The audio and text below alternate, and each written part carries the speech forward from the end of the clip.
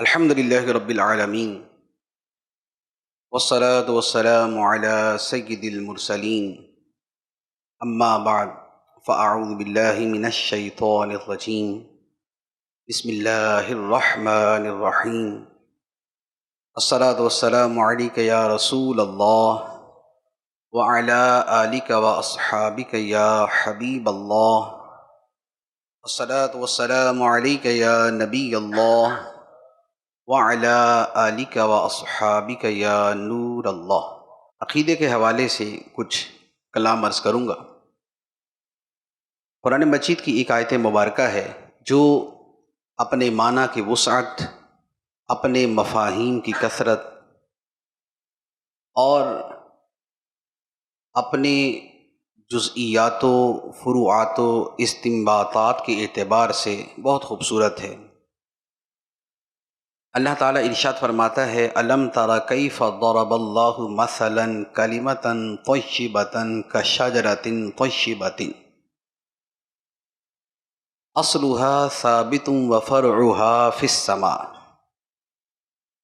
تؤتی اکلها کل حین باذن ربها۔ فرمایا کہ تم نے نہ دیکھا اللہ تعالیٰ کیسے ایک پاکیزہ کلمے کی مثال بیان فرماتا ہے۔ وہ پاکیزہ کلمہ جو ایک پاکیزہ درخت کی طرح ہے، وہ درخت کہ جس کی جڑیں زمین میں گڑی ہوئی ہیں اور جس کی شاخیں آسمانوں میں پھیلی ہوئی ہیں، اور وہ درخت ہر آن ہر لمحہ اپنے رب کے حکم سے پھل دے رہا ہے۔ یہ آیت مبارکہ ایک تمثیل پر مشتمل ہے اور قرآن مجید میں تمثیلات کی ایک بہت بڑی تعداد ہے، اور تمثیل کا مقصد یہ ہوتا ہے کہ وہ اقرب الی الفہم ہوتی ہے اور اوقع فی القلوب ہوتی ہے، دلوں میں زیادہ وہ جڑ پکڑ لیتی ہے، جم جاتی ہے، جاگوزی ہو جاتی ہے۔ اس آیت مبارکہ کی جو اولین تفسیر ہے وہ تو یہ ہے کہ اس آیت مبارکہ میں جو فرمایا کیف ضرب اللہ مثلا کلمۃ طیبۃ، اللہ تعالیٰ پاکیزہ کلمے کی مثال بیان فرماتا ہے۔ اس پاکیزہ کلمے سے مراد وہ کلمہ طیبہ ہے جسے ہم لا الہ الا اللہ محمد الرسول اللہ کہتے ہیں صلی اللہ علیہ وسلم۔ یہ پاکیزہ کلمہ ایک درخت کی مانند ہے، جس درخت کا ایک بیج ہوتا ہے، پھر اس کی شاخیں ہوتی ہیں اور شاخوں پر پھل ہوتے ہیں، اور لوگ اس سے متمتع ہوتے ہیں، اس سے مستفید ہوتے ہیں۔ اس اعتبار سے اس کی جو تفسیر بیان کی گئی ہے، اور اکثر علماء نے وہی تفسیر بیان کی اور وہی اس کی راجح تفسیر ہے کہ اس سے مراد کلمہ طیبہ اور بندہ مومن ہے، کہ کلمہ طیبہ ایک ایسی چیز ہے کہ جس کا بیج بندہ مومن کے دل میں ہوتا ہے، اصلها ثابت، جس کی جڑیں بندہ مومن کے دل میں پیوست ہو جاتی ہیں، ٹھہر جاتی ہیں، قرار پکڑتی ہیں، اور پھر بندہ مومن کے دل میں وہ لگنے والا بیج وہ آہستہ آہستہ پروان چڑھتا ہے اور اس کی شاخیں نکلتی ہیں، مختلف اعمال کی فروعات، شاخ کو بھی فرع کہتے ہیں اور اعمال کو بھی فروع کہا جاتا ہے۔ تو بندہ مومن کے وجود پر مختلف اعمال کی شاخیں نکلتی ہیں، اس میں مختلف خصوصیات پیدا ہو جاتی ہیں۔ ان خصوصیات کا تعلق اخلاق سے بھی ہوتا ہے، عبادات سے بھی ہوتا ہے، معاملات سے بھی ہوتا ہے، معاشرت سے بھی ہوتا ہے، قلبی اعمال سے بھی ہوتا ہے، ظاہری اعمال سے بھی ہوتا ہے۔ پھر اس پہ پھل لگتے ہیں کہ ان شاخوں پر عمل کا پھل لگتا ہے۔ عبادات کے شعبے میں نماز، روزہ، تلاوت، ذکر الہی کے پھل لگتے ہیں۔ معاملات کے اندر حلال کا اختیار کرنا، حرام سے بچنا، اس کا پھل لگتا ہے۔ معاشرت کے اندر حسن سلوک، اخلاق، ملنساری اور جو دیگر ملاطفت اور مودت کے معاملات ہیں وہ والے پھل لگتے ہیں۔ تو یوں بنیادی طور پر تو کلمہ طیبہ ایک بیج ہے، لیکن اس بیج میں پورا درخت موجود ہے۔ اور یہ ویسے بھی حقیقت کہ ہم جو زمین میں درخت لگاتے ہیں وہ ایک بیج ہوتا ہے، لیکن اس بیج میں پورا درخت ہوتا ہے۔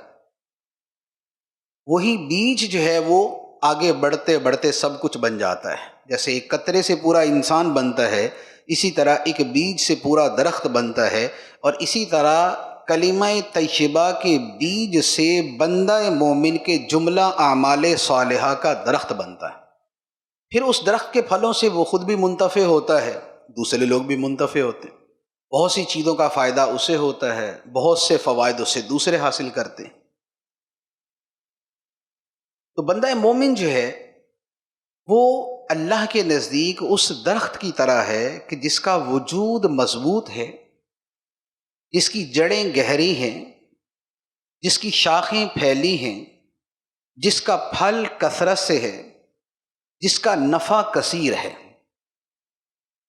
یہ وہ تفسیر ہے کہ جو اس کی اصل تفسیر ہے جو شارحین نے، مفسرین نے بیان فرمائی۔ لیکن قرآن مجید کے معنی کی وسعت ایسی ہے کہ بطور اعتبار کے آپ اسے اگر دوسری طرف منطبق کرتے ہیں تو بہت سی جگہوں پر اس کا بڑا خوبصورت معنی ہمارے سامنے آتا ہے کہ آپ اسی چیز کو لے لیں کہ اگر کلمتن طیبتن سے مراد لیں آپ علم نافع، علم دین،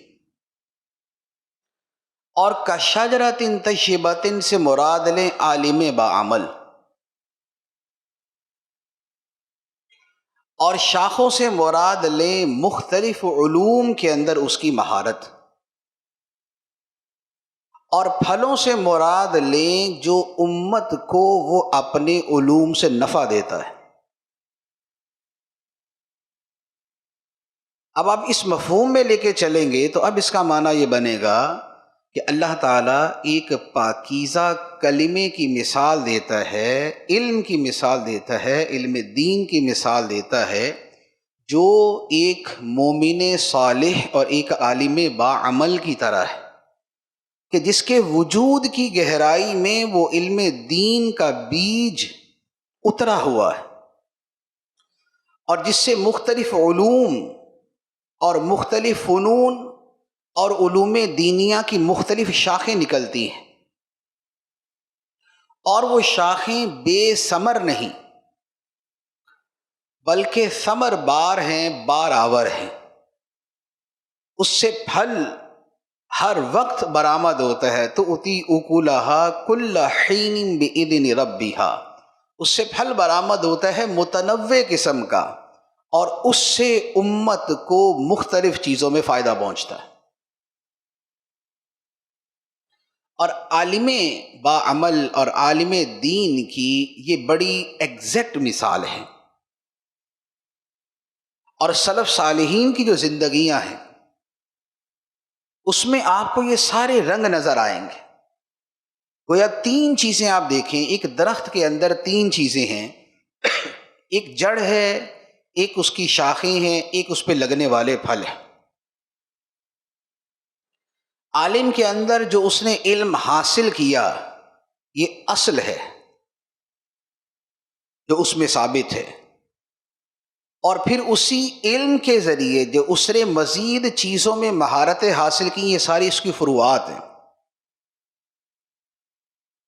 اور پھر اپنے ان علوم سے جو امت کو نفع پہنچاتا ہے یہ اس کا پھل ہے۔ اور عالم کو ایسا ہی سایہ دار درخت ہونا چاہیے کہ اس کے سائے میں بیٹھنے والا اس سے سایہ بھی حاصل کرے اور اس سے پھل بھی حاصل کرے۔ اب سلف صالحین کی جو میں نے مثال عرض کی ہے تو تین چیزیں ہوگی، علم ہے، عمل ہے، اور نفع ہے۔ علم، عمل اور نفع۔ علم تو علم ہے، عمل بندے کا جو اس کے اوپر عمل ہے، اور نفع کیا ہے کہ ایک تو خود اس سے نفع حاصل کرتا ہے اور دوسرا دوسروں کو اس کا نفع پہنچاتا ہے۔ وہ نفع پہنچانا لوگوں کو باعمل بنانے کے اعتبار سے بھی ہو سکتا ہے، وہ نفع پہنچانا لوگوں کے عقیدوں کی تصحیح کے اعتبار سے بھی ہو سکتا ہے، وہ نفع پہنچانا لوگوں کو ان کے عقائد پر متسلب اور پختہ بنانے کے اعتبار سے بھی ہو سکتا ہے۔ پھر درخت کے اندر ایک اور چیز یہ ہے کہ درخت کا جو اولین نفع ہے وہ اسے ملتا ہے جو اس کے نیچے، اس کا پھل گرے گا تو جب اس کے نیچے بیٹھے ان پہ گرے گا، سایہ ملے گا تو ان کو ملے گا، وہاں سے کوئی پھل اٹھا کے دوسری جگہ لے جائے تو پھر دوسری جگہ بھی فائدہ دے گا، لیکن اولین طور پہ کسے ملے گا کہ جو اس درخت کے قریب ہے۔ علماء دین اور بطور خاص اساتذہ کرام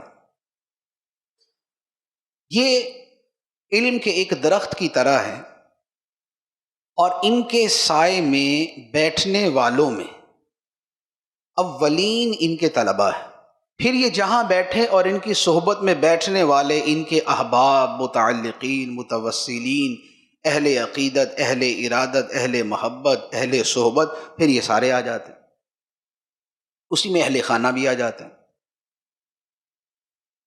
تو اب یہ درخت پھلدار ہے اور پھل دینے والا ہے، اس کی نشانی یہ ہے کہ اس کے سائے میں بیٹھنے والے جو طلباء ہیں ان تک وہ پھل، وہ علم، وہ نفع اور وہ چیزیں پہنچ رہی ہیں یا نہیں پہنچ رہی، اور جو چیزیں پہنچانی ہے ان کی دو حیثیتیں، ایک شے تو وہ ہے کہ جو ہم بطور تدریس کے ان تک پہنچاتے ہیں،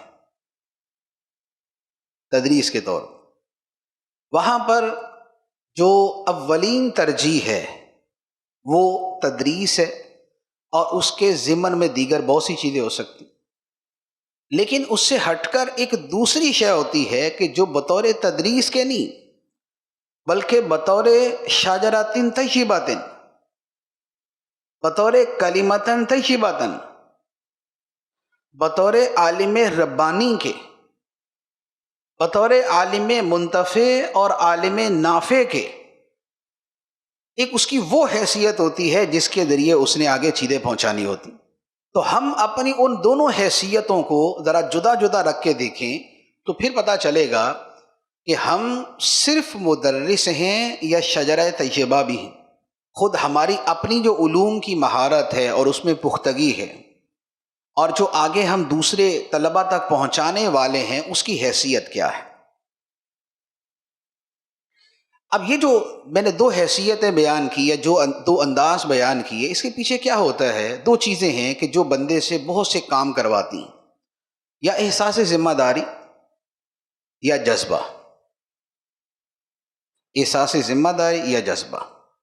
احساس ذمہ داری تو بندہ اپنے اس احساس اور اس اپنی فیلنگ کے ساتھ کر رہا ہوتا ہے، جذبہ ایک تھوڑا سا یوں کہہ لیں کہ ذرا ایک جوش والی چیز ہے، ایک ولولے والی چیز ہے، ایک اس کے اندر ایک حرکت اور ایک اضطراب ہے، وہ ایک جوش کی صورت ہوتی۔ احساس ذمہ داری یہ ہے کہ اس میں جوش ہے یا نہیں، وہ یہ کہتا ہے کہ یار میری ذمہ داری تو ہے نا، یہ میرا دل کرے یا ہم نماز پڑھتے ہیں تو ایسا تو نہیں ہوتا کہ بڑا جوش و خروش ہوتا ہے کہ جا کے بھائی نماز پڑھیں تو ابھی ہم نے مناجات کرنی ہے اللہ سے جا کے اور ہم نے ابھی حاضری دینی ہے، ایسا کوئی جوش نہیں ہوتا، لیکن ذمہ داری کا احساس ہوتا ہے بھائی نماز فرض ہے، نماز پڑھنی، اور ایک وہ ہوتا ہے کہ نماز پڑھنی ہے یہ بھی ہے، لیکن ساتھ میں خود نماز کے ساتھ ایک ایسا تعلق محبت ہوتا ہے، ایک ایسا اس کے ساتھ قلبی لگا ہوتا ہے کہ وہ تہجد کے اندر بھی بندے کو مصلی پہ کھڑا کر دیتا ہے۔ وہاں احساس ذمہ داری نہیں ہے کیونکہ اس کے اوپر ذمہ ہی نہیں، وہ تو نفل ہے، لیکن اس کا جذبہ، اس کی قلبی لگن یہ اسے کروا دیتی۔ دو چیزیں انسان سے کام کرواتی ہیں، یا تو احساس ذمہ داری ہو اور یا اس میں جوش و جذبہ۔ بزرگان دین کی اور صحابہ کرام سے لے کر آج تک کہ اگر آپ سیرت دیکھیں تو آپ کو یہی نظر آئے گا کہ احساس ذمہ داری اور جذبہ، ان دو چیزوں نے اتنے بڑے کارنامے ان سے جو ہے وہ صدور پذیر ہوئے کہ اس کی وجہ سے وہ وقت کے امام کہلائے۔ پھر اس احساس ذمہ داری اور جذبے کے آگے کچھ رکاوٹیں ہوتی ہیں، وہ میں آخر میں عرض کرتا ہوں۔ اب سب سے پہلے لے لیں سیدنا صدیق اکبر رضی اللہ تعالیٰ عنہ۔ صدیق اکبر رضی اللہ تعالیٰ عنہ خلیفہ بنے، اور خلافت کے بعد جو سب سے بڑا معرکہ اور مرحلہ پیش آیا وہ منکرین زکوٰۃ اور منکرین ختم نبوت کا تھا۔ آپ نے اس موقع پر دونوں کے خلاف جہاد کیا۔ انکار زکوٰۃ کا تعلق کچھ عمل سے ہے، زیادہ عقیدے سے، اور ختم نبوت کا تعلق ٹوٹل عقیدے کے ساتھ۔ اور صدیق اکبر رضی اللہ تعالیٰ عنہ نے وہاں پر جو ذمہ داری سر انجام دی، اس کا مقام یہ تھا کہ حضرت عبداللہ بن مسعود رضی اللہ تعالیٰ عنہ فرماتے تھے کہ صدیق اکبر رضی اللہ تعالیٰ عنہ نے یوم الردہ میں وہ کارنامہ سر انجام دیا جو اللہ کے نبی دیا کرتے ہیں۔ ایک امت کو سنبھالا نا، امت کو سنبھالا، ان کے عقیدے کا تحفظ کیا، اور اس عقیدے کے منکرین، ختم نبوت کے منکرین کا قلقمہ کیا۔ اب سیدنا صدیق اکبر رضی اللہ تعالی عنہ نے جو اتنا بڑا قدم اٹھایا، اور ابھی جو حالات تھے وہ بھی اتنے کو سازگار نہیں تھے، مسلمانوں کی قوت بھی اس وقت مضطرب تھی نبی پاک علیہ الصلوۃ والسلام کے وصال کی وجہ سے، لیکن آپ نے اس وقت یہ جو کارروائیاں کیں اور یہ جو لشکر روانہ کیے، اور یہاں تک فرما دیا کہ اگر مدینہ منورہ پہ دشمن حملہ کر کے ہمیں ہلاک بھی کر دے تب بھی ہم اس سے باز نہیں آئیں گے کہ ہم ان کا مقابلہ کریں گے۔ یہ کیا تھا؟ یہ احساس ذمہ داری تھی کہ خلیفہ وقت، خلیفہ مسلمین جب وہ اسلام کا خلیفہ ہے تو اسلام کا تحفظ اور اسلام کی بقا اس کی پہلی ذمہ داری۔ اسلام کا تحفظ اور اسلام کی بقا اس کی پہلی ذمہ داری۔ اس ذمہ داری کو چھوڑ کے اگر وہ خوشحالی پھیلاتا ہے یا کچھ اور کرتا ہے تو وہ اپنی پہلی ذمہ داری سے غفلت کا مرتکب قرار پاتا۔ تو حسب مرتبہ ان کو پتہ ہے کہ ہماری ذمہ داری کیا ہے۔ ذمہ داری پہلی یہ ہے کہ عقیدے کا تحفظ کیا جائے۔ اب اسی کے ساتھ تھوڑا سا میں جوڑ کے یہ عرض کروں کہ اگر ہم سے یہ سوال کیا جائے کہ سیدنا صدیق اکبر رضی اللہ تعالی عنہ نے بطور خلیفہ کے جو اپنی پہلی ذمہ داری سمجھی وہ یہ تھی کہ مسلمانوں کے دین ایمان کو بچایا جائے، عقیدے کی حفاظت کی جائے، یہ تو بڑا واضح طور پہ ہمیں سمجھ آتا ہے۔ لیکن اگر یہی سوال ہم سے یوں کیا جائے کہ بحیثیت عالم کے ایک عالم دین کی سب سے پہلی ذمہ داری کیا ہے؟ بحیثیت عالم کے، بحیثیت مدرس نہیں، بحیثیت عالم کے ایک عالم کی سب سے پہلی ذمہ داری کیا ہے؟ تو بلا شک و شبہ اس کا جواب یہ ہے کہ عالم کی پہلی ذمہ داری لوگوں کے دین ایمان کا تحفظ کرنا ہے۔ اس کی باقی ساری ذمہ داریاں بعد میں، اس کے ذاتی عمل کے بعد اس کی جو پہلی ذمہ داری ہے وہ مسلمانوں کے دین ایمان کو بچانا ہے، پھر اس کے بعد مسلمانوں کو گناہوں سے بچانا ہے، پھر اس کے بعد آگے جو تقوی طہارت کی باریکیاں اور اس طرح کی چیزیں ہیں پھر ان کے اندر ان کو آگے لے کے جانا ہے۔ لیکن جو پہلی ذمہ داری ہے وہ ہے عقیدے کا تحفظ۔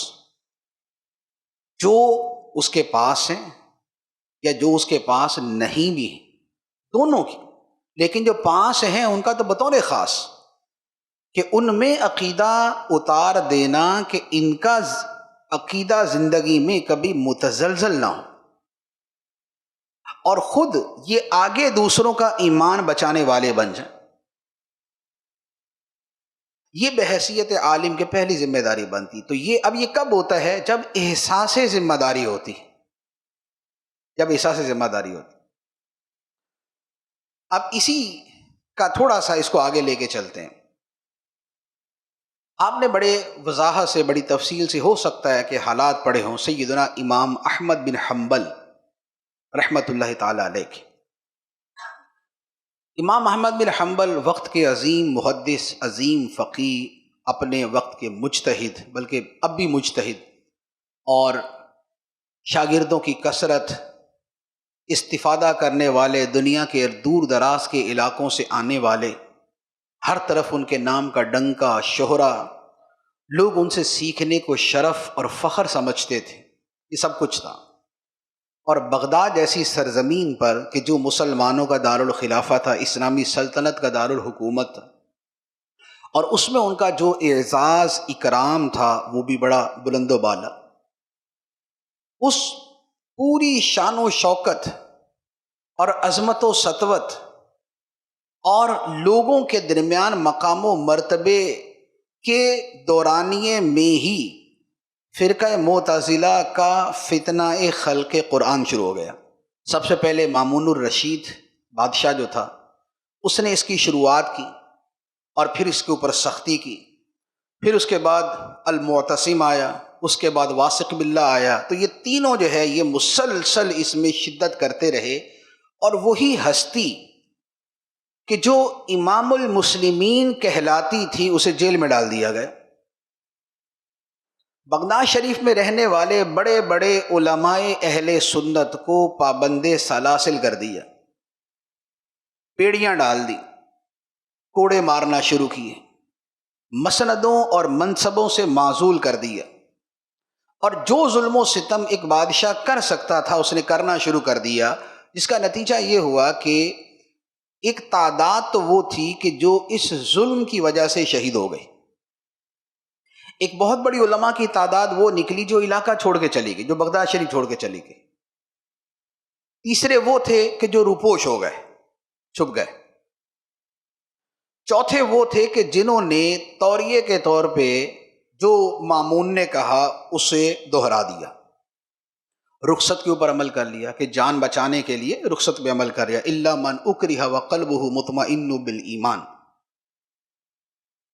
لیکن دو ہستیاں ایسی تھیں کہ جو نہ تو بغداد چھوڑ کر گئے، نہ روپوش ہوئے، نہ خاموشی اختیار کی، نہ توریہ کیا، بلکہ علل اعلان یہی کہتے رہے کہ میں وہی کہوں گا جو صحیح عقیدہ ہے،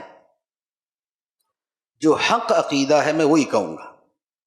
ایک بزرگ تھے حضرت محمد بن نوح رحمۃ اللہ علیہ، وہ تو اسی دورانیے کے اندر ہی وہ فوت ہو گئے، یعنی قید کے اندر ہی وہ انتقال فرما گئے۔ دوسرے امام احمد بن حنبل۔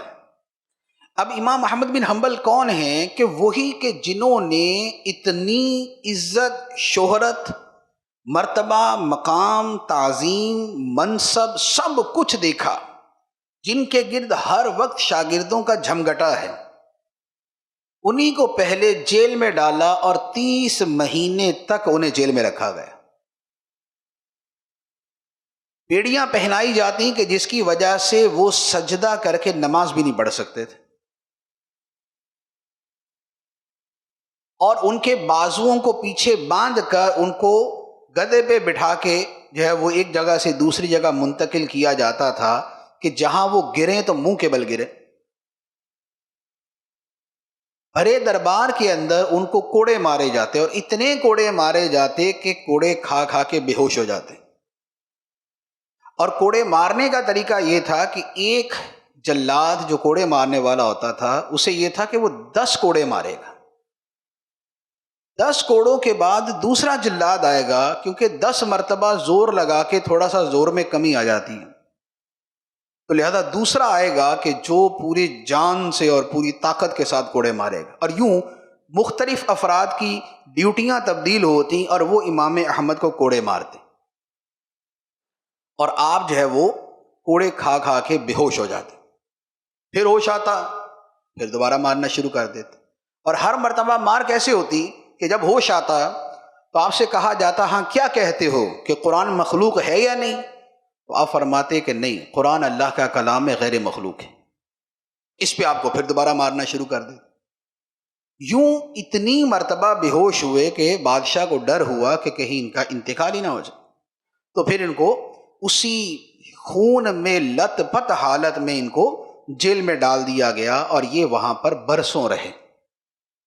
مامون کے بعد معتصم آیا، اس کے مظالم بھی اسی طرح جاری رہے، پھر اس کے بعد جو ہے واسق باللہ آیا، اس کے مظالم بھی ایسے ہی جاری رہے، پھر اس کے بعد اگلا بادشاہ آیا۔ تو یہ برسوں کا دورانیہ اسی ظلم کی صورت میں چلتا رہا، حتیٰ کہ جو آخری بادشاہ آیا اس سے توبہ کی توفیق ہوئی، اور اس نے امام احمد بن حنبل رحمۃ اللہ علیہ کو پھر ان ساری سزاؤں سے بری کیا، بیڑیاں اتاری، اور ان کو دوبارہ اسی اپنے شان و شوکت کے ساتھ ان کو بحال کر دیا۔ اور جب ان کو بحال کیا گیا تو اس وقت یہ پہلی ہستی تھے کہ جن کا نام رکھا گیا امام اہل سنہ، امام اہل سنت، جن کو پہلی مرتبہ ٹائٹل دیا گیا وہ یہ تھا۔ اور اس کے بعد اللہ تعالیٰ نے پھر آپ کو وہ مقام و مرتبہ دیا کہ آپ کی زیارت کرنے کو ہی لوگ اپنے لیے بخشش کا ذریعہ سمجھتے تھے۔ اور آپ کے بارے میں حضرت علی بن مدینی رحمۃ اللہ علیہ، مشہور محدث امام بخاری کے استاد، وہ فرماتے ہیں کہ دو ہستیوں نے اسلام کو ایسے بچایا جیسے کوئی نبی اپنے دین کو بچاتا ہے۔ فرمایا ایک صدیق اکبر رضی اللہ تعالیٰ عنہ، جنہوں نے منکرین ختم نبوت کا مقابلہ کر کے دین کو بچایا، اور دوسرے فرمایا امام احمد بن حنبل رحمۃ اللہ علیہ، کہ انہوں نے دین کا ایسا تحفظ کیا۔ تو اب یہاں پر دو چیزیں عرض کروں گا، ایک تو ان کے عمل کی ایک بات عرض کروں تاکہ یہ پتہ چلے کہ جو ہمارے سلف صالحین ہیں، جو علماء دین ہیں، تو خود عالم، عامل اور نافع، یہ تینوں اوصاف کیسے ہوتے۔ علم تو امام احمد کا معروف ہی ہے، مسند احمد آپ کی کتاب ہے، خود فقیہ مجتہد ہیں، محدثین کے پیشوا ہیں، تو علم تو آپ کا بہت بلند و بالا ہے۔ عمل کا اس سے اندازہ لگا لیں کہ آپ ان پہلے علماء میں سے ہیں کہ جنہوں نے زہد و تقوی کے بارے میں کتاب لکھی۔ کتاب الزہد آپ کی تصنیف ہے، دنیا سے بے رغبتی کے بارے میں۔ ایک حضرت عبداللہ بن مبارک کی کتاب الزہد ہے، اور ایک امام احمد بن حنبل علیہ رحمہ کی کتاب الزہد ہے۔ تیسری بات عمل کے حوالے سے، کہ آپ سے کسی نے پوچھا کہ حضور یہ جنہوں نے آپ کو کوڑے مارے، اب آپ چاہیں تو آپ کو اتنا بادشاہ کے بارگاہ میں عزت ہے، بادشاہ آپ کی اتنی عزت کرتا ہے، تو آپ چاہیں تو ان سے انتقام لے لیں۔ فرمایا کہ مجھے کوڑے مارنے والا جیسے ہی کوڑے مار کے فارغ ہوتا تھا میں اسے معاف کر دیتا تھا، میں اسی وقت اسے معاف کر دیتا تھا، حالانکہ دوبارہ اس نے کل آ کے پھر مارنا ہے، لیکن فرمایا کہ جب مجھے کوئی کوڑے مارتا تھا جیسے فارغ ہوتا تھا میں اس کو معاف کر دیتا تھا۔ اب اس کی وجہ کیا بیان فرمائی؟ فرمایا کہ میری وجہ سے اگر سرکار دو عالم صلی اللہ تعالیٰ علیہ وآلہ وسلم کے کسی امتی کو قیامت میں عذاب ہو تو مجھے کیا فائدہ ہو؟ اگر قیامت کے دن سرکار کے کسی امتی کو مجھے تکلیف پہنچانے کی وجہ سے سزا ہو، عذاب ہو، تو مجھے کیا فائدہ؟ تو میں معاف کر دیتا۔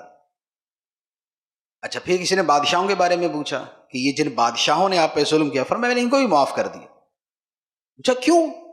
فرمایا اس لیے کہ یہ بنو عباس ہیں، یہ بنو عباس تھے نا سارے، یہ ہارون رشید، مامون رشید، یہ سب بنو عباس۔ فرمایا کہ یہ بنو عباس تھے، اور بنو عباس کون ہیں؟ جو حضرت عباس کی اولاد میں سے ہیں، اور حضرت عباس جو ہے وہ نبی پاک علیہ الصلوۃ والسلام کے چچا ہے۔ تو میں نے نبی پاک علیہ الصلوۃ والسلام کی اس نسبت کی وجہ سے ان کو معاف کر دیا۔ یہ عمل ہے، یہ عمل ہے۔ اور یہ جو امت کو نفع پہنچایا اس کا دیکھ لیں، امت میں کتنے فتنے ہیں جو کھڑے ہوئے دبے پھر کھڑے ہو گئے، کھڑے ہوئے دبے پھر کھڑے ہو گئے۔ آپ جتنے بھی پرانے فتنے ہیں ان سب کو آپ دیکھ لیں، آپ خارجیوں کو دیکھ لیں، گھوم پھر کے آتے رہتے ہیں، معتزلہ کو دیکھ لیں، یہ جتنے جدت پسند ہے، عقل پسند، عقل پرست، یہ سارے وہی والے گھوم کے آتے ہیں۔ اسی طرح آپ کو مجسمہ بھی مل جائیں گے، مشبہہ بھی مل جائیں گے، معطلہ بھی مل جائیں گے، جہمیہ بھی مل جائیں گے، نام یہ نہیں ہوگا لیکن آپ کو مل جائیں گے۔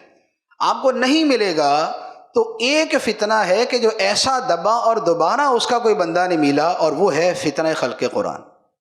آپ کو دوبارہ دنیا کے اندر ایسا بندہ نہیں ملے گا جو معتزلہ کی طرح قرآن کو مخلوق کہتا ہو۔ یہ قوت اخلاص، شدت اخلاص اور قبول عند اللہ، یہ قبول عند اللہ ہے۔ تو جنہوں نے یہ سمجھا کہ بطور عالم کے، اچھا اب جتنے بڑے عالم تھے اپنی ذمہ داری کے اسی لیول پہ سمجھا، کیونکہ امام المسلمین اگر وہ رخصت اور توریے پر آ جائے گا تو پھر پیچھے امت کا بچنا مشکل ہے۔ تو جس کا جیسا منصب وہ اس کے اعتبار سے اپنی ذمہ داری کو پیش نظر رکھیں۔ اب ہمارا معاملہ تو یہ ہے کہ ہمارے اوپر تو ایسی نہ کوئی سختی، نہ قدغن، نہ کچھ اور، کام کرنے کے ایک نہیں 20 طریقے، بہت کچھ کر سکتے ہیں، لیکن فرق کہاں پر آتا ہے؟ احساس ذمہ داری میں۔ جن لوگوں نے فتنہ خلق قرآن میں خاموشی اختیار کی، ان کو حدیث پڑھانے سے نہیں روکا گیا تھا، ان کو تھے پڑھاتے رہو، اپنا چلاتے رہو مدرسہ، طلبہ پڑھاتے رہو، جس سے زندگی چل رہی ہے چلاتے رہو، بس یہ عقیدے والا معاملہ جو ہے نا اس کے اندر خاموشی۔ لیکن امام احمد بن حنبل جو مدرسین میں بھی سب سے بڑے تھے، محدثین میں بھی سب سے بڑے تھے، اور اس وقت درس حدیث دینے والوں میں بھی سب پر فائق تھے، انہوں نے اپنی باقی ساری چیزیں سائڈ میں کر دیں کہ عقیدے کا تحفظ اس وقت میری ذمہ داری ہے، میں اسے پورا کروں گا۔ تو ائمہ دین جو ہوتے ہیں ان کی نظر میں جو وہ اپنا منصب اور اپنی حیثیت دیکھتے ہیں، اس منصب و حیثیت میں وہ یہ بعد میں دیکھتے ہیں کہ مجھے فلاں فلاں شخص نے کیا ذمہ داری دی، مجھے فلاں فلاں شخص نے کیا ذمہ داری دی، وہ یہ دیکھتے ہیں کہ مجھے میرے رب نے کیا ذمہ داری دی۔ یہاں سے ذمہ داری کا وہ فرق ہوتا ہے۔ جب آپ یہ سمجھ کے کام کرتے ہیں کہ بھئی مجلس نے یہ ذمہ داری دی ہے فلاں کتاب یہاں سے لے کے وہاں تک پڑھانا ہے، تو پھر آپ اس ذمہ داری کو اسی انداز میں پورا کرتے ہیں۔ لیکن ایک اس کے اوپر خدا نے ذمہ داری دی ہوئی ہے کہ جو تمہارے پاس پڑھنے آئے ہیں ان کو صرف یہ مخصوص چیز نہیں پڑھانی، ان کے اندر دین اتارنا ہے۔ یہ طالب علم دین ہیں، یہ طالب علم دین ہیں، ان میں دین اتارنا ہے۔ اور دین کس کا نام ہے؟ دین کا اول معنی عقیدہ ہے، دین کا اول معنی عقیدہ ہے، شریعت اس کے نیچے ہوتی۔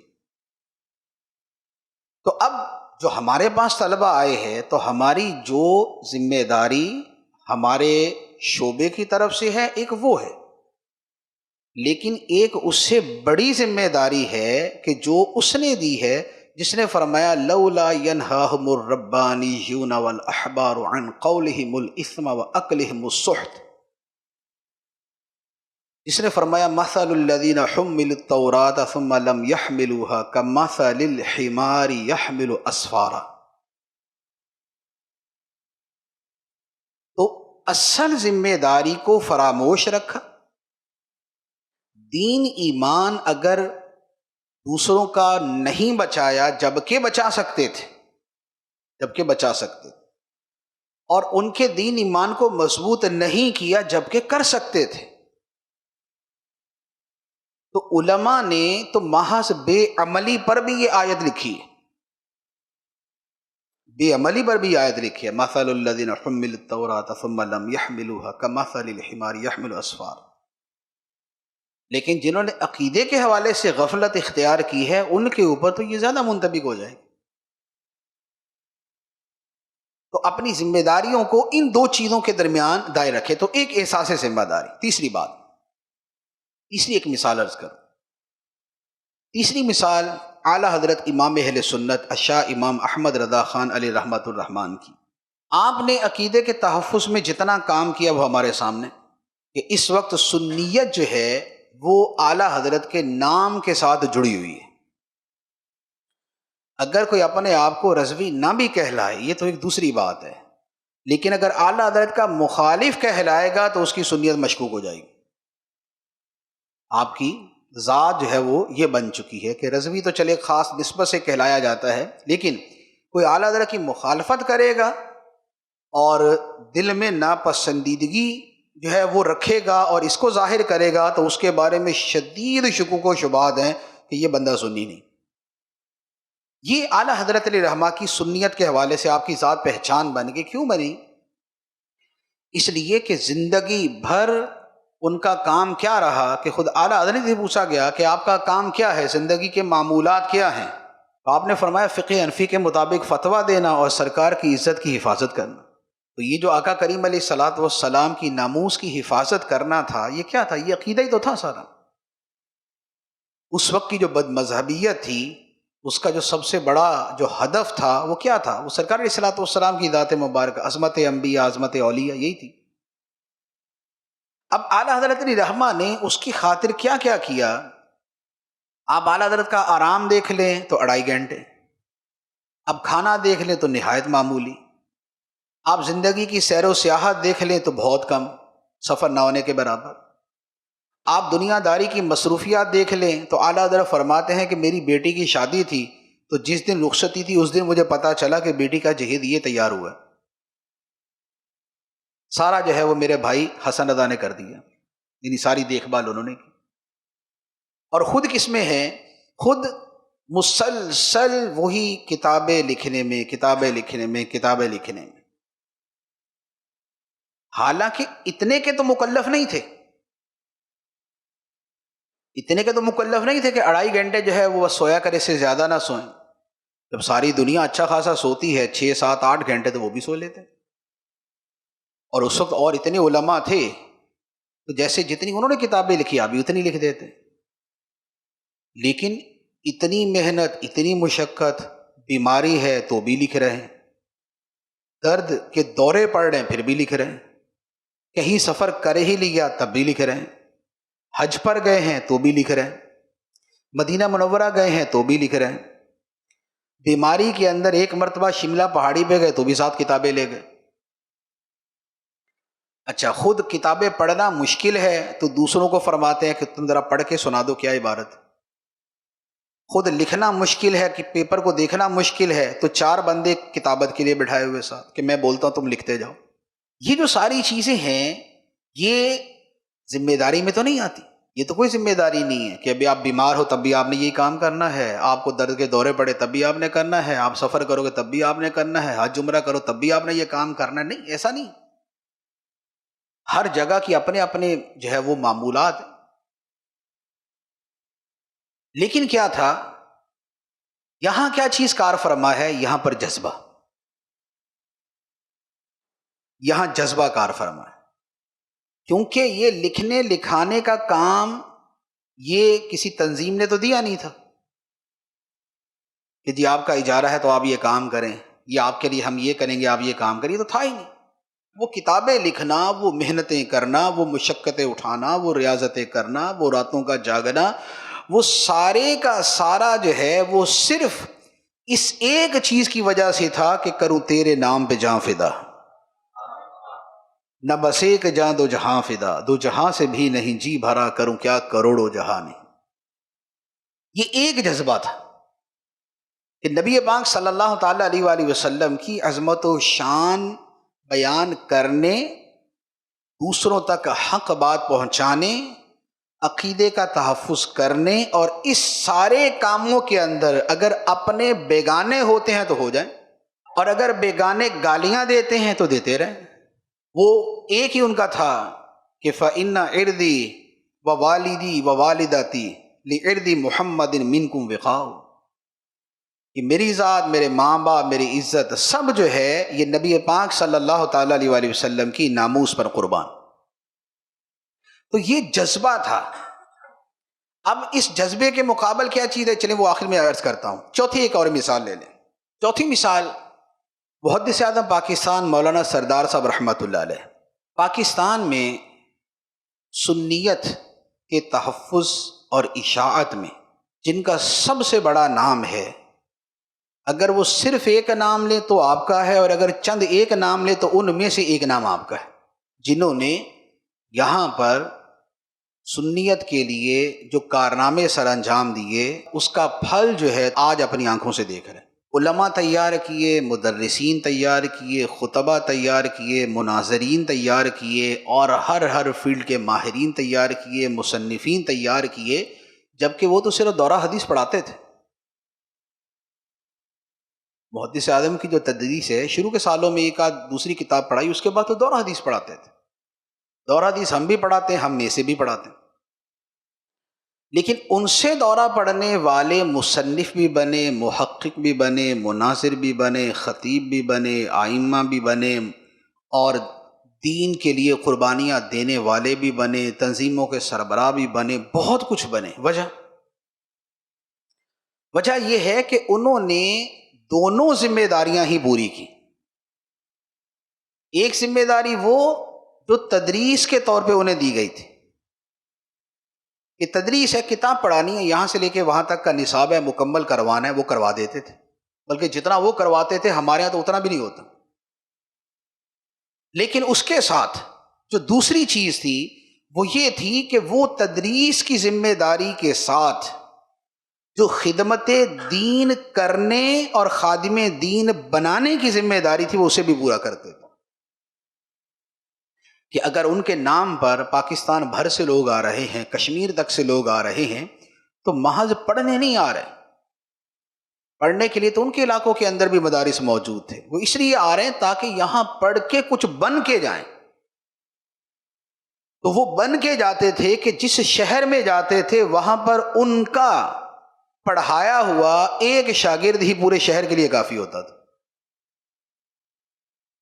آپ سارے کے سارے مختلف شہروں سے آئے ہوئے، اپنے اپنے شہروں پہ آپ غور کر لیں، اکثر و بیشتر آپ کو یہی مثال ملے گی کہ ان کے شاگردوں میں کوئی ایک جو ہے، مثال کے طور پہ وہ حیدرآباد میں تھا، ایک کراچی میں تھا، تو ایک سکھر میں تھا، تو ایک فلاں شہر میں تھا، ایک فلاں شہر میں تھا۔ وہ اس ایک نے اپنے شہر میں سنیت کے لیے ستون کا کام دیا، حالانکہ کتابیں تو انہوں نے وہی پڑھی تھی جو ہم پڑھتے پڑھاتے ہیں، لیکن وجہ فرق کیا تھی؟ وجہ فرق یہ تھی کہ تدریس کے اندر جو اساتذہ سے طلباء میں چیز منتقل ہوتی ہے وہ ایک نہیں ہوتی، وہ تین چیزیں ہوتی ہیں۔ اساتذہ سے طلباء میں جو چیز منتقل ہوتی ہے وہ تین ہوتی ہیں۔ ایک وہ کہ جو کتاب ہے اور جو طالب علم روزانہ کتاب کھولتا ہے، عبارت پڑھتا ہے اور استاد اس کی شرح کرتا ہے۔ دوسرا اس کے ساتھ جو استاد اس کتاب سے ہٹ کر انہیں علم، عمل اور مہارت انہیں دیتا ہے، ایک وہ شے ان میں منتقل ہوتی۔ اور تیسرا وہ جو استاد کا اپنا عمل اور کیفیت ہوتی ہے یہ منتقل ہوتی۔ تین چیزیں ہوتی۔ اب اگر استاد ایسا ہے، جیسے آپ محدث اعظم علیہ الرحمہ کی مثال لے لیں، مثال کیا بنتی ہے کہ بھئی ایک تو انہوں نے حدیث پڑھائی تو آپ کے پڑھے ہوئے شیخ الحدیث بنے، مفتی عبدالقیوم ہداروی صاحب ہو گئے، مولانا غلام رسول رضوی صاحب ہو گئے، مولانا اشرف سیالوی صاحب ہو گئے، یا جو ہے اور مولانا غلام نبی صاحب ہو گئے، مولانا محمد شریف صاحب ہو گئے، اور مولانا زبیر صاحب چکوال والے ہو گئے۔ یہ جتنے بھی آپ کے سامنے مثالیں آئیں گی، یہ سارے کے سارے کون ہیں؟ یہ سب وہ ہیں کہ جنہوں نے حدیث پڑھی اور ایسی پڑھی کہ شیخ الحدیث بن گئے۔ اب اس پہ یہ نہ سمجھیے گا کہ ہمارے پڑھے بھی شیخ الحدیث بنتے ہیں، بامر مجبوری اور ہوتا ہے اور بوجہ صلاحیت اور ہوتا ہے۔ تو اب انہوں نے پڑھایا اور ان کے پڑھے ہوئے آگے شیخ الحدیث بن گئے، یہ تو تھی ان کی تدریس۔ دوسرے نمبر پہ تھا اس تدریس کے ساتھ جو اور وہ تعلیم دیتے تھے۔ وہ تعلیم کیا تھی؟ وہ تعلیم تھی عشق رسول کی، وہ تعلیم تھی تعظیم رسول کی، تعظیم اولیاء کی، خدمت اہل سنت کی، اہل سنت کے لیے کچھ کرنے کی، اسلام کے لیے کچھ کرنے کی۔ یہ وہ تھی جو ان کی گفتگو تھی کہ وہ حدیث پڑھا رہے ہیں تو اس رنگ کے اندر پڑھا رہے ہیں۔ اب وہ اس رنگ میں پڑھاتے تھے تو نتیجہ یہ ہوتا تھا کہ ان سے ایک سال پڑھنے والا اب وہ جہاں سے بھی پڑھ کے آیا ہو، جیسے بھی اساتذہ سے پڑھ کے آیا ہو، لیکن ان کی اکثریت ایسی ہوتی تھی کہ ان کے اندر وہ خدمت دین کا جذبہ ایسا راسخ ہوتا تھا کہ علم آئے یا نہ آئے دین کی خاطر جان قربان کرنے کے لیے تیار ہوتے تھے۔ کیونکہ علم کے آنے کا تو چلے اس پہ بھی مدار ہوتا ہے نا، بندے کی ذہانت کتنی ہے. ہر طالب علم تو ذہین نہیں ہوتا، لیکن ہر طالب علم کچھ کر ضرور سکتا ہے، ذہین نہ بھی ہو تو کچھ کر ضرور سکتا ہے. تو یہ دوسری چیز تھی. تیسری چیز کیا تھی؟ تیسری چیز تھی خود محدث اعظم علیہ الرحمہ کا اپنا عمل اور اپنی قلبی کیفیت، اپنی سوچ. ان کا عمل سب کے سامنے تھا کہ یہ دین کے لیے کس قدر محنت کرتے ہیں. کسی بھی خادم دین کو جس کو دیکھا کہ یہ دین کے لیے بڑا محنت کرتا ہے، بھاگ دوڑ کرتا ہے، خطیب اچھا ہے، مناظر اچھا ہے، مصنف اچھا ہے، تو اس کی عزت افزائی، اکرام، اس کے لیے بہت جو ہے نا وہ ایک اہتمام کرنا، یہ سارا کچھ اس کے لیے کیا کرتے تھے. بلکہ لوگوں کو اس کی طرف متوجہ کرتے. اچھا آپ کہاں سے آئیں؟ فلاں علاقے سے. اچھا ہاں آپ کے فلاں علاقے میں وہ ہمارے حضرت ہیں. ہوتا ان کا شاگرد تھا، لیکن جو عوام میں بندہ، اچھا آپ کے علاقے میں وہ فلاں حضرت ہیں ہمارے نا، تو ان کو جو ہے وہ یوں کر کے ان کی طرف راغب کرنا، ان کی طرف جو ہے نا وہ مائل کرنا. اور اسی طرح کوئی ایسا آ گیا خطیب ہے، مناظر ہے، تو کھانے پینے رہنے یہ وہ ان چیزوں کے اندر اہتمام کرنا. بلکہ اس زمانے میں جامعات کے اندر باقاعدہ مہمان خانے ہوتے تھے. ہمارے یہ کانسیپٹ کم ہے، ورنہ پرانے زمانے کے جو جامعات ہوتے تھے اس میں مہمان خانے ہوتے تھے. اور مہمان خانے اس لیے ہوتے تھے کہ کسی شہر میں کوئی خطیب، کوئی عالم بیان کرنے کے لیے آیا، اگر رات ٹھہرنے کے لیے کوئی جگہ نہیں ہے تو اس جامعہ کے مہمان خانے میں ٹھہر جائیں. چند ایک جامعہ کے اندر میں نے بھی دیکھا ہے وہ مہمان خانے ہوتے ہیں کہ بھئی یہ علماء کے لیے ہیں کہ علماء آئیں گے تو یہاں ٹھہر جائیں گے. تو یہ سارا کیا، یہ عمل جو ہے نا یہ سب کے سامنے. اچھا اسی طرح جلسہ دستار بندی ہوتا، اس میں علماء آتے. اب ان کے ساتھ جس طرح جو ہے وہ ان کو بٹھاتے، ان کے لیے اہتمام کرواتے، انتظامات کرواتے، تو سب کو پتہ ہوتا کہ بھئی ہاں ماشاءاللہ یہ ان کے لیے جو اتنا کچھ کیا جا رہا ہے اس کا مطلب ہے کہ یہ کرنے کا کام. تو عمل جو ہے، عمل جو ہے یہ جتنا طلباء کے اندر منتقل ہوتا ہے اتنا تو شاید تعلیم بھی منتقل نہیں ہوتی. اور پھر عمل کے اندر محدث اعظم رحمۃ اللہ علیہ، ایک تو یہ خدمت دین کا عمل ہے، دوسرا ویسے عمل. ابھی میں کل پرسوں ایک کتاب پڑھ رہا تھا آپ کے بارے میں، تو اس میں ایک واقعہ تھا کہ جب بھی سالانہ جلسہ ہوتا طلباء کی ڈیوٹیاں لگتی، فلاں طالب علم یہ کرے گا، فلاں یہ کرے گا. تو اس میں کسی نے کہا حضور یہ جو 4 بیٹھے ہوئے ہیں، جیسے نا یہ سید زادہ بیٹھے ہوئے، ان کی کوئی ڈیوٹی نہیں ہے؟ فرمایا ان کی بھی ہے. کیا ہے؟ فرمایا ان کی ڈیوٹی ہے کھانا کھانا. یہ سید زادے ہیں، یہ شہزادے ہیں، ان کی ڈیوٹی کھانا کھانا. یہ کھانا کھا رہے ہیں، ان کی ذمہ داری پوری ہو گئی. تو اب یہ کیا ہے؟ یہ ایک مرتبہ کا عمل، ایک مرتبہ کا قول جو ہوتا ہے یہ دلوں میں اتر جاتا ہے. تو اب محدث اعظم علیہ الرحمہ کی جو سوچ اور جو عمل تھا یہ اس کا نتیجہ تھا کہ آگے اسی، یعنی انہوں نے جو یہ سوچ دے دی نا کہ دین کے لیے کچھ کرنا ہے اور کیا کیا کیا جا سکتا ہے، اس کی کچھ ڈائمینشنز بیان کر دیں کہ اس ڈائریکشن میں کام کر لے، اس ڈائریکشن میں کام کر لے. تو اسی میں فیض احمد ویسی صاحب رحمۃ اللہ علیہ، آپ کا وہ بڑا مشہور جملہ ہے نا، کسی نے پوچھا کہ حضور آپ کس کے شاگرد؟ فرمایا محدث اعظم کا. پوچھا انہوں نے کچھ لکھا بھی ہے؟ فرمایا بہت لکھا ہے. کیا لکھا ہے؟ فرمایا یہ دیکھو میں ان کی زندہ کتاب ہوں.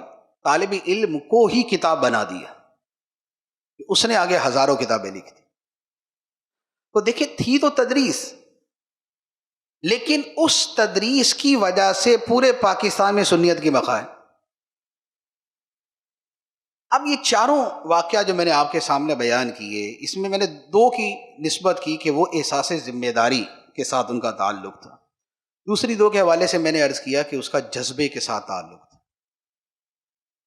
احساس ذمہ داری میں رکاوٹ کیا بن سکتی ہے اور جذبے میں رکاوٹ کیا بن سکتی ہے؟ ہمارا پرابلم وہاں سے شروع ہوتا ہے. صدیق اکبر رضی اللہ تعالیٰ عنہ خلیفہ تھے، اور چونکہ وہ تو خلیفہ راشد ہیں تو اس لیے ہم اس طرح اس انداز میں سوچتے بھی نہیں ہیں کہ وہ خلافت کے حوالے سے یہ بھی تو سوچ سکتے تھے، یہ بھی سوچ سکتے تھے. لیکن تھوڑا سا ایک سمجھانے کے لیے میں عرض کرتا ہوں کہ بھئی خلیفہ تو بادشاہ ہوتا ہے، اور بادشاہ مزے کے لیے ہوتا ہے، پھنسنے کے لیے تو نہیں ہوتا. تھوڑی سی ان لوگوں کے حوالے سے خاموشی اختیار کر لیتے تو ایک بڑا زبردست جو ہے ملک کا نظام بھی چلتا رہتا ہے، سسٹم بھی چلتا رہتا ہے، کچھ خلافت کی جو انجوائمنٹ ہے وہ بھی ہو جاتی.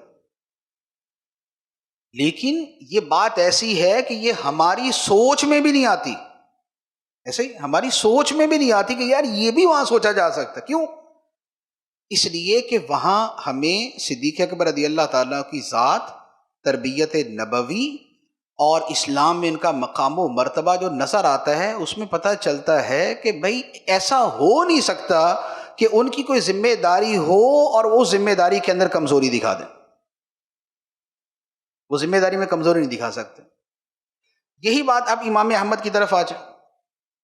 امام احمد چاہتے تو رخصت پہ عمل کر لیتے، عزیمت پہ نہ چلتے. وہ مشقت کی بجائے راحت اختیار کر لیتے.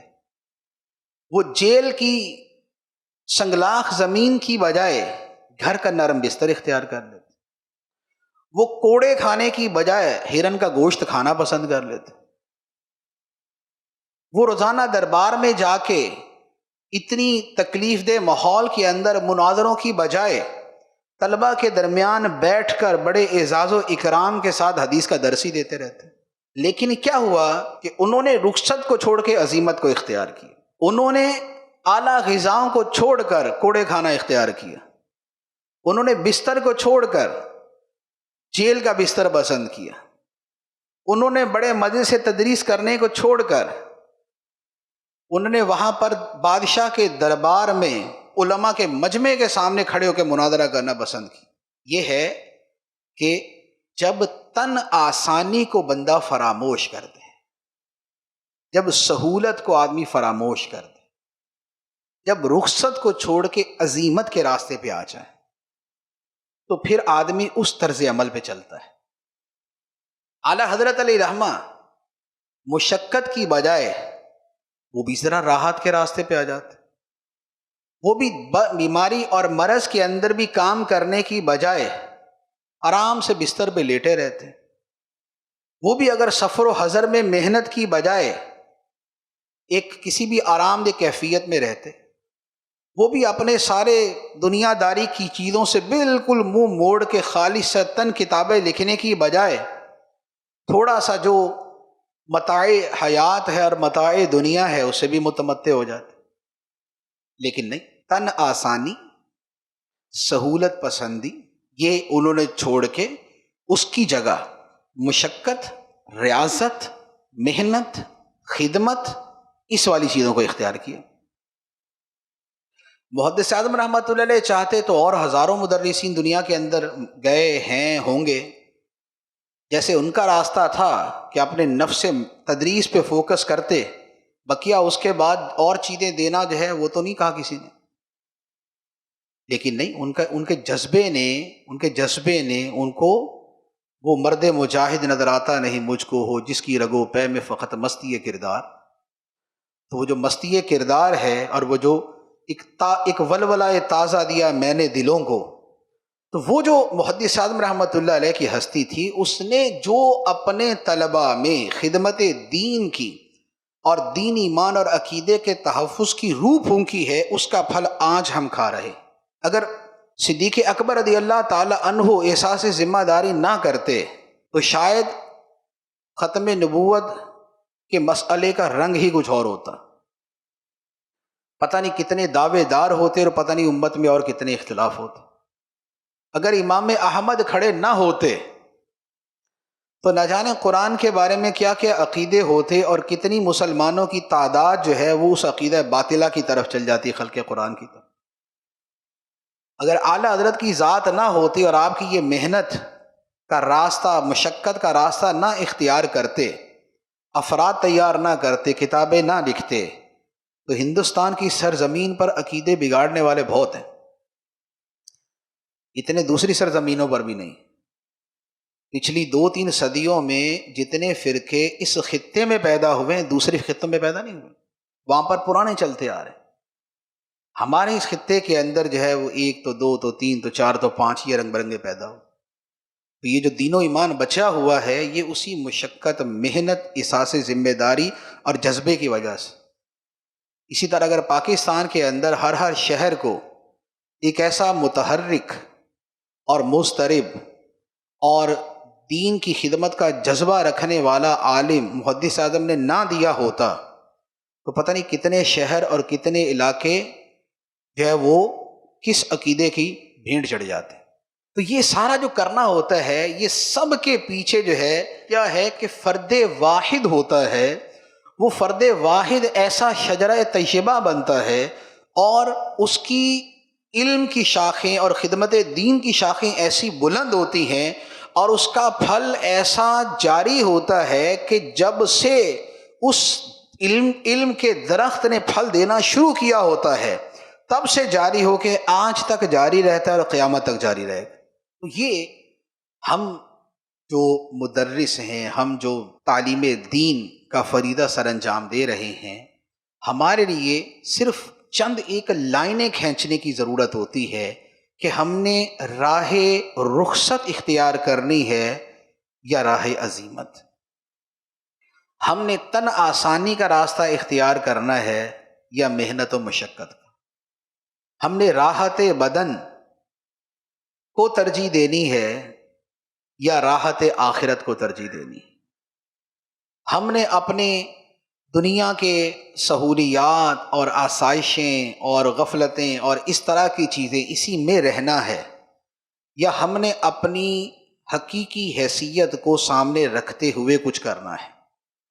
ہم نے ذمہ داری کے اندر صرف اس ذمہ داری ہی کو سامنے رکھنا ہے جو ذمہ داری ہمیں کسی معاوضے کے عوض دی گئی ہے، یا ہم نے اس والی ذمہ داری کو بھی سامنے رکھنا ہے جس کا معاوضہ آخرت میں ملنا۔ تو یہ چند ایک لائنیں ہیں، یہ اگر ہم اپنے طرز عمل میں اور اپنی زندگی کے اندر اگر ہم یہ کھینچ لیں اور ہم یہ سمجھ جائیں کہ نہیں بھی ہم اپنے 4-5 چیزیں لکھ لیں، ہر چیز کو اسی کے اوپر رکھ کے دیکھ لیں، تن آسانی یا محنت، نہیں محنت، وقت کا ضیاع یا وقت کی قدر، راحت دنیا یا راحت آخرت، خدمت نفس یا خدمت دین، ذمہ داری صرف مجلس والی یا وہ ذمہ داری جو دین نے دی، خدا نے دی۔ یہ چند ایک چیزوں کے اوپر ہم اپنے آپ کو پرکھتے رہیں اور اپنے آپ کو تھوڑا سا اپنا احتساب کرتے رہیں تو ہماری سوچ میں اور ہمارے طرز عمل میں اور ہماری تدریس میں، ہماری تعلیم میں اور ہمارے اٹھنے بیٹھنے میں، ان سب چیزوں کے اندر ایک بڑا مثبت اور بہت بڑا انقلاب آ سکتا ہے۔ تو کوشش یہ کریں کہ اپنے آپ کو اس رنگ میں ڈھالیں، اور جو چیز آج سمجھ نہیں آتی وہ 50 سال کی عمر کے بعد سمجھ آنا شروع ہو جاتی ہے، سب کو سمجھ آ جاتی ہے۔ جیسے جوان آدمی کو جتنا بھی گناہوں کے بارے میں سمجھائیں نا تو لذت ایسی اس پہ سوار ہوتی ہے کہ اس کو سمجھ نہیں آتی، 50 سال کے بعد وہ مسجد میں آ کے بیٹھ جاتا ہے۔ یہ خدمت دین کی جتنی میں باتیں عرض کر رہا ہوں ان کا معاملہ بھی یہی ہے۔ ایک عمر تک جو ہے نا وہ ہمیں کچھ اور چیزیں زیادہ سوچتی ہیں، لیکن ایک عمر کے بعد پھر سمجھ آتا ہے کہ نہیں، راستہ یہی تھا، یہ خدمت کا، عزیمت کا اور آخرت کا، اور یہ راستہ یہی حقیقی راستہ تھا۔ تو لہذا ان چیزوں کو اپنے پیش نظر رکھیں، اللہ تعالی ہمیں عمل کی توفیق عطا فرمائے اور ہمیں حقیقتاً جو ہے وہ شجرہ طیبہ بنائے کہ جس کا ایمان مضبوط ہو، جس کا عمل مضبوط ہو، جس کے عمل کی شاخیں پھیلی ہوں اور جس کا علم امت کو نفع دینے والا ہو۔ آمین بجاہ النبی الامین صلی اللہ علیہ وسلم۔